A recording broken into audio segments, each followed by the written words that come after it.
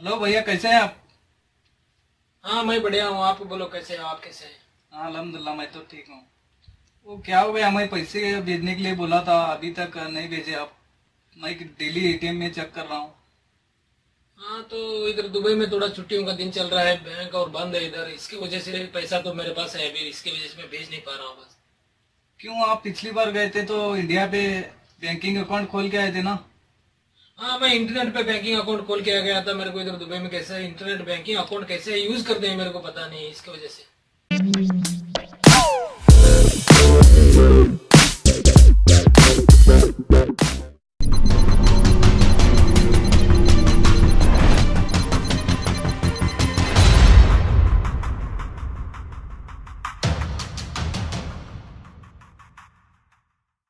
मैं हूं इमरान और आप देख रहे हैं लर्निंग जंक्शन। इस वीडियो में मैं आपको ये बताऊंगा कि इंटरनेट बैंकिंग कैसे यूज़ करते हैं, इसका यूजर आईडी कैसे बनाते हैं, इसका पासवर्ड कैसे बनाते हैं। उसके बाद से इसके पासवर्ड अगर आप भूल गए तो कैसे फॉरवर्ड करेंगे पासवर्ड को, फ़ंड ट्रांसफ़र कैसे करेंगे। मेन हमारा फोकस है फ़ंड ट्रांसफ़र के ऊपर।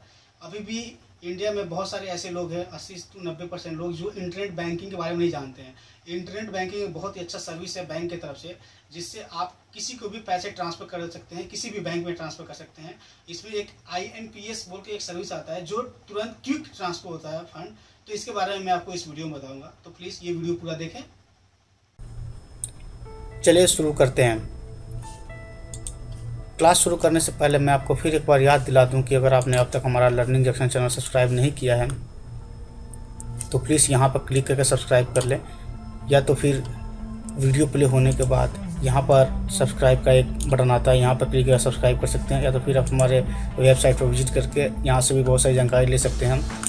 और अगर कोई वीडियो रिक्वेस्ट करना है या कोई कंप्लेन या सजेशन देना है तो आप ये रिक्वेस्ट पर वीडियो को फॉर्म फिलअप करके सबमिट करके हमें भेज सकते हैं। तो इंटरनेट बैंकिंग यूज़ करने के लिए सबसे पहले आपके पास कस्टमर आईडी होना चाहिए। तो हम यहाँ बात करते हैं IDBI बैंक के बारे में। IDBI बैंक का कस्टमर आईडी कहाँ से मिलेगा, मैं आपको बता दूँ कि अगर आपके पास IDBI बैंक का चेकबुक है तभी आपका इंटरनेट बैंकिंग चालू हो पाएगा। तो अगर आपके पास चेकबुक है तो चेकबुक का फर्स्ट पेज पे आप देखेंगे यहाँ पर लिखा होगा कस्टमर आईडी। ये है आपका यूजर आईडी, या कस्टमर आईडी ही इसको बोलते हैं। इसके बगल में आपको लिखा होगा अकाउंट नंबर, और यहाँ मैंने ब्लर कर दिया तो इसलिए आपको थोड़ा कम दिखता होगा। तो यहाँ पर आपका एड्रेस लिखा होगा। चेकबुक का फर्स्ट पेज पे ही कस्टमर आईडी लिखा होगा, तो कस्टमर आईडी की ज़रूरत पड़ेगी हमें। तो आज हमारा ये फर्स्ट क्लास है, तो मैं आपको सिर्फ इंट्रोड्यूस कराऊंगा बैंक के लिए, बैंक का इंटरनेट बैंकिंग यूज करने के लिए किस किस चीज़ की ज़रूरत पड़ती है। सबसे पहले हमें पड़ेगी ज़रूरत कस्टमर आईडी या यूज़र आईडी की। उसके बाद हमें ज़रूरत पड़ती है मोबाइल नंबर की। अगर आपका बैंक में मोबाइल नंबर रजिस्टर्ड है तभी आप इंटरनेट बैंकिंग यूज कर पाएंगे। और उसके साथ अगर आपके बैंक में ईमेल आईडी अपडेट है तो और अच्छा है, लेकिन ईमेल आईडी अपडेट नहीं होता है तो भी आप इंटरनेट बैंकिंग यूज कर पाएंगे। लेकिन अगर मोबाइल नंबर रजिस्टर्ड नहीं है तो आप इंटरनेट बैंकिंग यूज नहीं कर पाएंगे। ये है IDBI बैंक का होम पेज। तो आपको यूज़र आईडी की ज़रूरत पड़ेगी और एक रजिस्टर्ड मोबाइल नंबर की ज़रूरत पड़ेगी। उसके बाद आपको यहाँ पर आकर फर्स्ट टाइम जब आएंगे तो आपको यहाँ सेट पासवर्ड पर क्लिक करना होगा, और अगर आप सेकेंड टाइम आ रहे हैं तो यहाँ लॉगिन पर क्लिक करना होगा। IDBI बैंक की होम पेज अभी इस तरह है। हो सकता है टाइम टू टाइम ये चेंज हो जाए, लेकिन जिस तरह अभी है उसी हिसाब से मैं आपको बता रहा हूँ। नेट बैंकिंग या मोबाइल बैंकिंग हम इस क्लास में आगे चलकर मोबाइल बैंकिंग के बारे में भी जानेंगे, लेकिन अभी हम यहाँ पर नेट बैंकिंग के बारे में सीखते हैं। तो सबसे पहले हमें यूज़र आईडी या कस्टमर आईडी की ज़रूरत पड़ेगी, जो कि चेक बुक के फर्स्ट पेज पे ही आपको आसानी से मिल जाएगी। उसके बाद एक मोबाइल नंबर की ज़रूरत पड़ेगी जो कि आपके बैंक में रजिस्टर्ड होना चाहिए। वो कैसे पता चलेगा कि हमारे बैंक में रजिस्टर्ड है कि नहीं?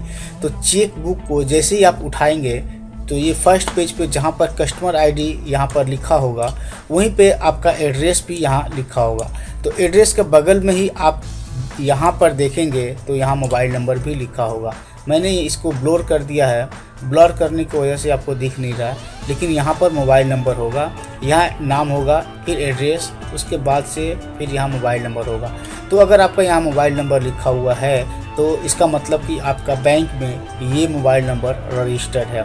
तो हमें मोबाइल नंबर की ज़रूरत क्यों पड़ेगी, ये भी एक सवाल उठता है। देखिए, मोबाइल नंबर की ज़रूरत हमें इसलिए पड़ती है कि अगर हम पासवर्ड बनाते हैं तो उस पर OTP जाता है, जिसमें OTP में एक कोड होता है, जो कोड को डालकर हम अपना नेट बैंकिंग यूज कर सकते हैं।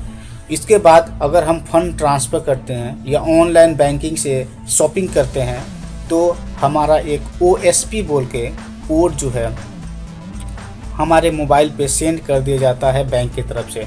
जो कोड को हम अगर अपने ऑनलाइन बैंकिंग में या अगर ऑनलाइन शॉपिंग करते हैं उसमें अगर डालते हैं या फ़ंड ट्रांसफ़र करते हैं डालेंगे, तभी जाकर वो कंप्लीट प्रोसेस होगा।